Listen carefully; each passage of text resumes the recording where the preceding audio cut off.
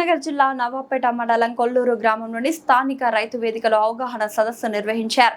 ఈ కార్యక్రమానికి ముఖ్య అతిథులుగా doctor Ranjit Kumar principal scientist, doctor Vijaya Avinash Lingam principal scientist, doctor Sona principal scientist, doctor K Kalyani scientist, Mahbubnagar Bithin Kumar principal scientist, Charitha private limited company agriculture ఏఈఓలు Anand, Dharmender, doctor Kalyani scientist మాట్లాడుతూ రైతులు పంట మార్పిడి తప్పనిసరిగా చేయాలని, పొలంలో వ్యవసాయ పదార్థాలను నిప్పు పెట్టరాదని, నిప్పు అంటించినచో చట్టరీత్యా చర్యలు తీసుకోబడినవి, వరి పొలంలో సాళ్ల పద్ధతి పాటించాలని, భూమి సారవంతమైనదా కాదా అని రైతులు మట్టిని పరీక్ష చేయించాలన్నారు. ప్రతి 2 సంవత్సరాలకు ఒకసారి భూసార పరీక్షలు చేయించాలని, పత్తి పంటలో బంతిపూలు అంతర్ పంటగా వేసుకోవాలని, రైతులు ఆధునిక పద్ధతి అవలంబించాలని, రైతులు మే మొదటి వారం నుంచి పంట పొలం దున్నుకోవాలన్నారు. లోతుగా కీటకాలు నశిస్తాయని, రైతులు రసాయన ఎరువుల వాడకం తగ్గించి సేంద్రియ ఎరువులపై దృష్టి పెట్టాలని, సాగు ఖర్చులు తగ్గించి పంట అధిక దిగుబడి రావడానికి చూడాలని, పశువుల పేడ, ఎరువు, పచ్చి రొట్టెలు, ఎరువులు పొలంలో తప్పనిసరిగా వేసి దున్నుకోవాలన్నారు.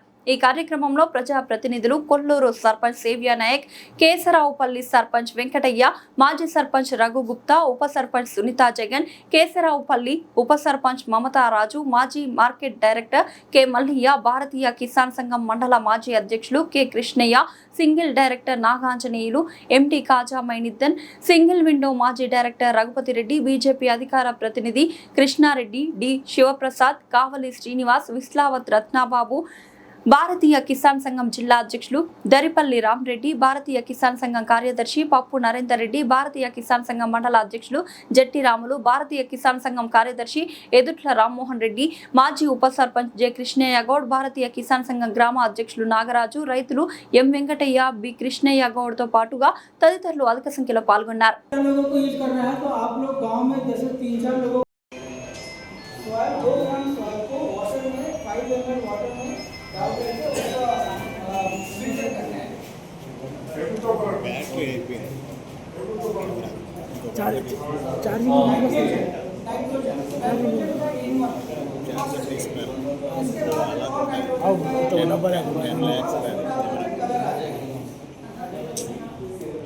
అట్లా కెమెరా ఉంది కానీ దాని ఛార్జింగ్ తీసుకోరు.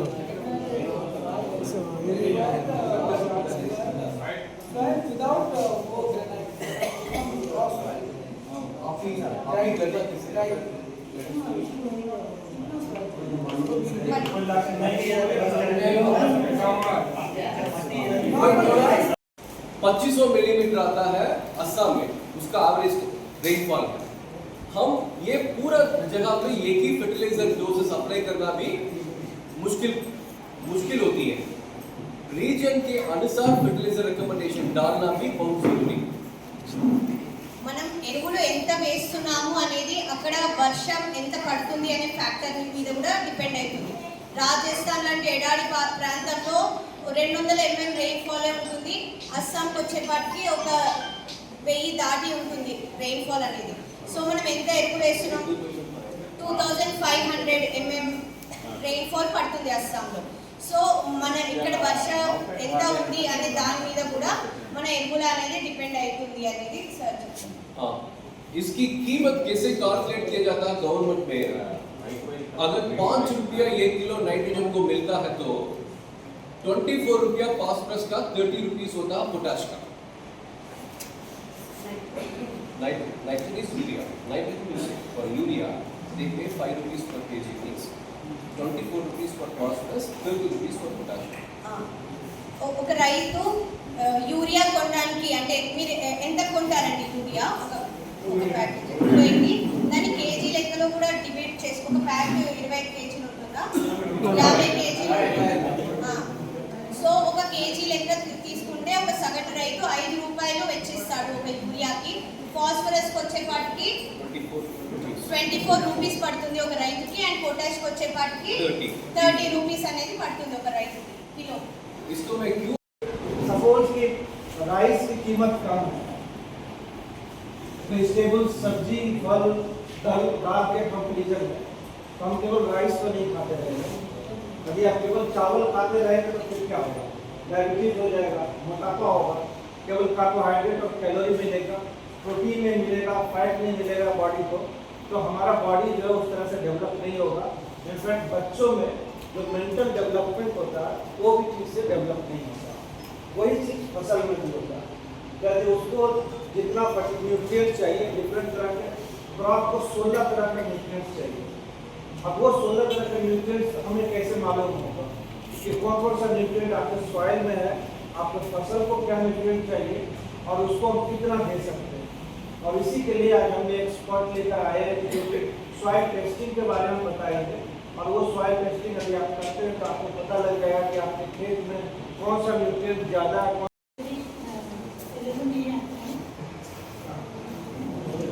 ठीक है बेसिकली फिशरीज का साइंटिस्ट होता है भी एचआरएल में आना है तो इधर कोई फिशरीज करता है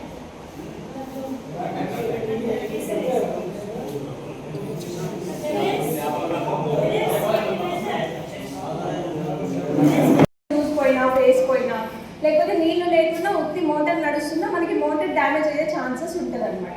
సో మేమేం తీసుకొచ్చామంటే ఈ డివైస్ వచ్చి మనం స్టార్టర్కి కనెక్ట్ చేస్తాం.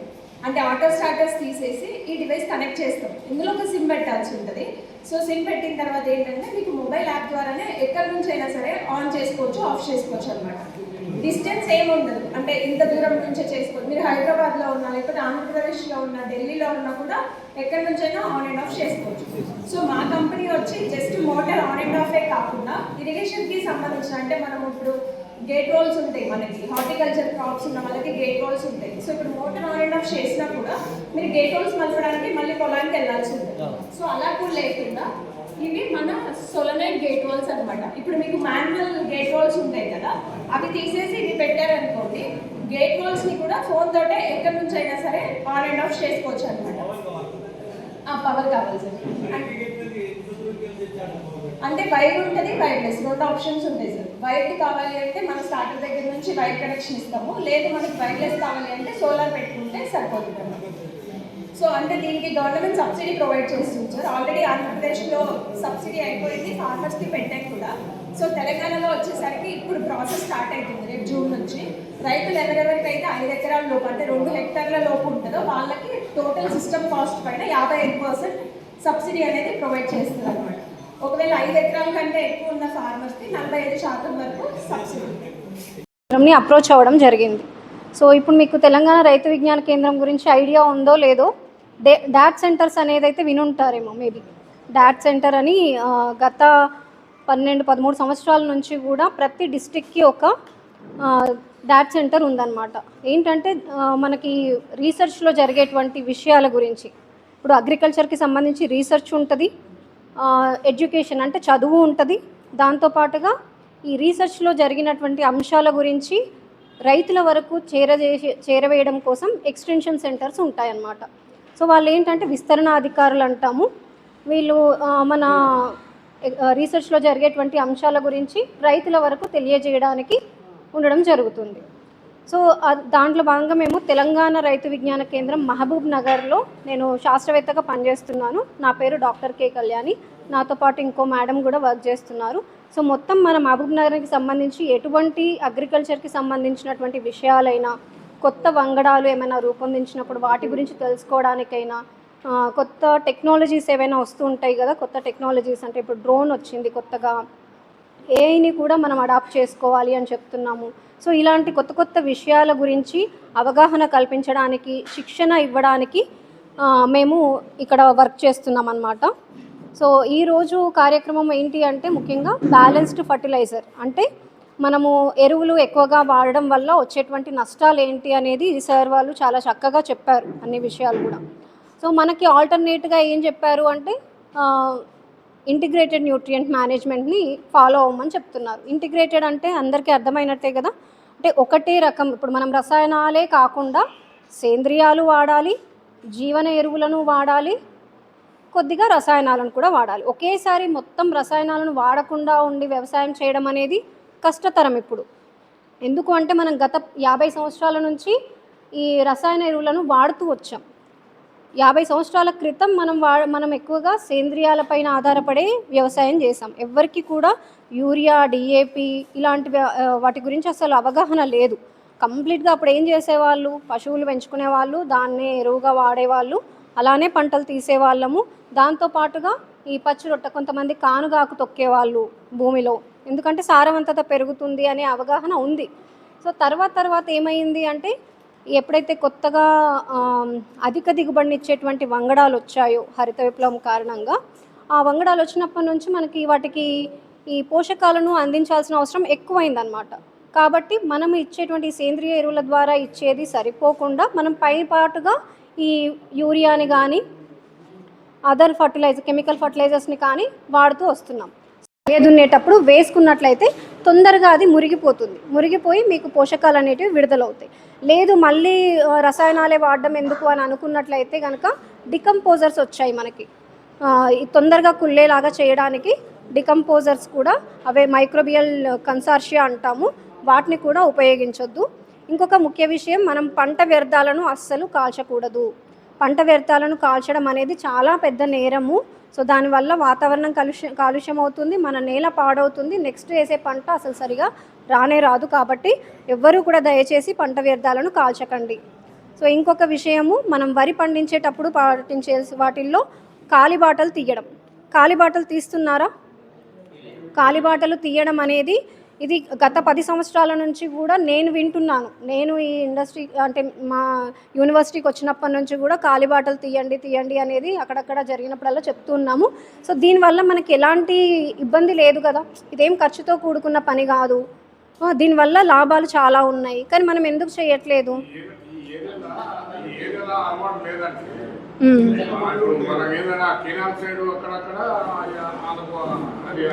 సో ఏరియా ఏదైనా తీసుకోండి, మనము కాలిబాటలు తీయడం వల్ల ముఖ్యంగా లాభం ఏంటంటే మనకి దోమ ఉధృతి అనేది బాగా ఎక్కువగా ఉంటుంది కదా.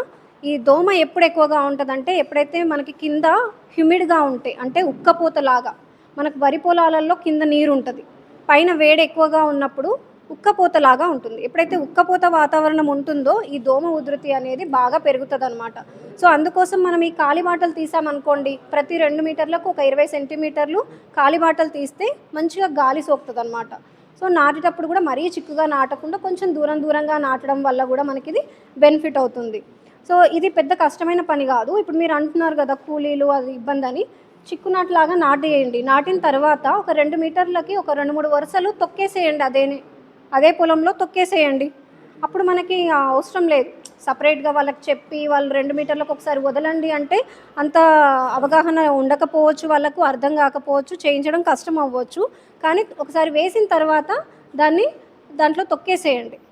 2 నుంచి 3 వరుసలు తొక్కేయడం వల్ల మనకి కొంచెం గాలి బాగా ఆడి వీటి యొక్క ఉధృతి చాలా తగ్గుతుంది. దాంతోపాటుగా ఫిరమోన్ ట్రాప్స్ అని దొరుకుతాయి, లింగాకర్షక బుట్టలు అంటాం. సో ఈ లింగాకర్షక బుట్టలు ఎకరానికి ఒక 3 నుంచి 4 పెట్టుకోవడం అనేది ఖచ్చితంగా అలవాటు చేసుకోండి. దానివల్ల మనకి ఆ ఉధృతి ఎంత ఉంది అనేది తెలుస్తుంది, పురుగు ఉధృతిని తెలుసుకోవడానికి ఉపయోగపడుతుంది. దాంతోపాటు తక్కువ సంఖ్యలో పురుగులు ఉన్నప్పుడు దాంట్లో పడి చనిపోవడం కూడా జరుగుతుంది. కాబట్టి మనం రసాయనాల వాడకాన్ని తగ్గించుకోవచ్చు అనమాట.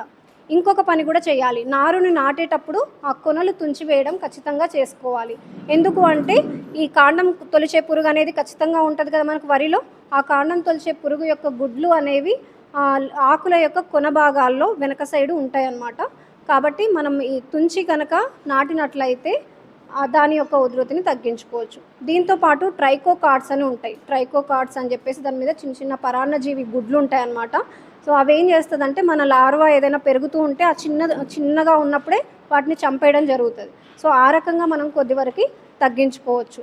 సో ఇంకొకటి, బార్డర్లో ఖచ్చితంగా మనం ఇప్పుడు కాటన్ కానీ మెయిజ్ కానీ ఇలాంటి పంటలు ఏమైనా వేసుకున్నప్పుడు బార్డర్ క్రాప్స్ వేసుకోవడము, లైక్ బంతి లాంటివి వేసుకోవడం వల్ల ఈ పురుగు ఏదైతే ఇప్పుడు కాటన్ పత్తి చుట్టూ బంతి వేసుకున్నారనుకోండి, దీనికి వచ్చే పురుగు ఏదైతే ఉందో దాని వైపుకు డైవర్ట్ అయిపోతుంది అనమాట.